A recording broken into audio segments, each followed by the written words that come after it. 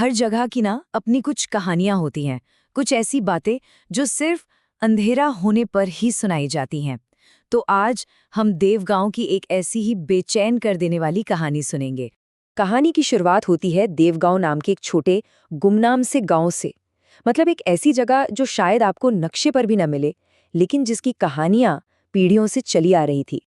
जरा सोचिए, ये गांव घने जंगलों और सदियों पुराने बरगद के पेड़ों के बीच बसा था। दिन में तो ये जगह बहुत खूबसूरत लगती होगी, पर जैसे ही सूरज ढलता था, यही माहौल बड़ा रहस्यमयी और डरावना हो जाता था। और इसी गांव में रहती थी हमारी कहानी की मेन कैरेक्टर मीरा, एक 16 साल की लड़की जो जंगल के किनारे बने एक छोटे से मिट्टी के घर में अपनी दादी के साथ रहती थी। अब देखिए, देवगांव में बाकी सब नियमों से बढ़कर एक नियम था, एक ऐसी बात जिसे कोई भी तोड़ने की हिम्मत तक नहीं करता था। और वो नियम था सूर्यास्त के बाद उस पुराने कुएं के पास कभी मत जाना। ये सिर्फ एक चेतावनी नहीं थी, ये एक ऐसा डर था जो गांव के हर बच्चे, बूढ़े और जवान के दिल में बसा हुआ था। लेकिन जैसा कि अक्सर कहानियों में होता है, नियम कभी-कभी टूटने के लिए ही बनते हैं। और एक रात कुछ ऐसा हुआ जिसने मीरा को उसी मना की हुई राह पर चलने के लिए मजबूर कर दिया। हुआ यूं कि एक शाम जब सूरज डूब चुका था और अंधेरा घना हो रहा था, मीरा की दादी अचानक बहुत बीमार पड़ गई। उनकी हालत लगातार बिगड़ती जा रही थी और घर में एक बेचैनी का माहौल था। अपनी कमजोर आवाज में दादी ने मीरा से कहा, मीरा, कुएं से पानी ले आओ, जल्दी। अब मीरा के सामने एक बहुत बड़ी मुश्किल खड़ी थी। एक तरफ दादी की जान थी और दूसरी तरफ गांव का सबसे बड़ा डर। मीरा ने हिम्मत जुटाई, एक लालटेन उठाई और बाहर निकल पड़ी। गांव की गलियां एकदम सुनसान थी। एक अजीब सी ठंडी हवा चल रही थी जो बार बार उसकी लालटेन की लौ को बुझाने की कोशिश कर रही थी। हर एक कदम के साथ उसका डर बढ़ता जा रहा था। और फिर मीरा उस डरावनी जगह पर पहुंच ही गई, वो कुआं। और यहीं से उस रात का असली खौफ शुरू हुआ।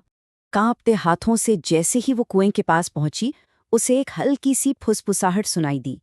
ऐसा लगा जैसे किसी ने बहुत करीब से उसका नाम लिया हो। बस एक नाम, मीरा। आवाज इतनी साफ थी कि मीरा वहीं जम सी गई। उसने घबराकर चारों तरफ देखा, पर दूर दूर तक कोई नहीं था। उसने सोचा कि शायद ये उसका वहम है और जल्दी से घड़े में पानी भरने लगी। लेकिन तभी वो आवाज फिर आई, और इस बार वो हवा से नहीं बल्कि सीधे कुएं की गहराई से आ रही थी। उस आवाज ने एक ऐसा सवाल पूछा जिसने मीरा की रूह कंपा दी। तुम वापस क्यों आई? ये सवाल किसी अजनबी का नहीं लग रहा था, इसमें कुछ जाना पहचाना सा था। और अब कहानी उस मोड़ पर आ पहुंचती है जहां एक ऐसा सच सामने आने वाला है जो सालों से उस कुएं के ठंडे पानी में दफन था। डरते डरते मीरा ने कुएं के अंदर झांका। नीचे पानी में उसे अपनी ही परछाई दिखाई दी, लेकिन उसमें कुछ बहुत अजीब था। वो परछाई उसे देखकर मुस्कुरा रही थी, एक ठंडी भयानक मुस्कान। और फिर उस परछाई ने बात की। पानी के अंदर से आवाज आई, तुमने मुझे सालों पहले यहीं छोड़ दिया था। इन शब्दों के साथ ही मीरा के दिमाग में एक भूली हुई याद बिजली की तरह कौंध गई। एक ऐसी घटना जिसे उसने अपने जहन में कहीं बहुत गहरे दबा दिया था। सवाल ये है कि उसे आखिर याद क्या आया? उससे याद आया कि जब वो 8 साल की थी तब वो इसी कुएं में गिर गई थी। उसे बचा लिया गया था, लेकिन उसी रात गांव की एक और लड़की जो बिल्कुल बिल्कुल मीरा जैसी दिखती थी, उसी कुएं में डूब गई थी और वो कभी बाहर नहीं निकली। दोनों में कोई फर्क नहीं था, एक जैसा चेहरा, एक जैसे कपड़े और यहाँ तक कि एक ही नाम। सच तो ये था कि मीरा कभी अकेली थी ही नहीं। इस भयानक सच के सामने आते ही कहानी अपने दुखद अंत की ओर बढ़ती है।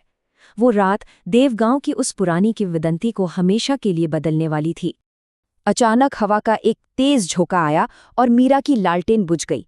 चारों तरफ घना अंधेरा छा गया और फिर उस अंधेरे को चीरती हुई एक दिल दहला देने वाली चीख पूरे गांव में गूंज उठी। अगली सुबह जब गांव वाले मीरा को ढूंढने निकले तो उन्हें कुएं के पास सिर्फ उसका पानी का घड़ा मिला। मीरा वहां नहीं थी, वो हमेशा के लिए गायब हो चुकी थी।